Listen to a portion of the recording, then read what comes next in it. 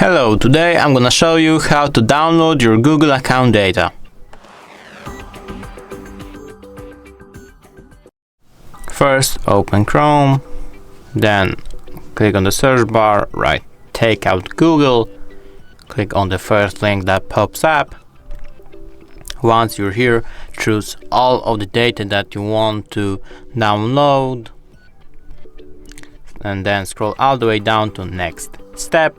Here you can choose if you want it to be sent to you by email or other ways. Here you can choose the frequency if you want to export it just once right now, or you want it to be every 2 months or something. Now you can change your file type and then choose your file size. After that, just create export and it's done.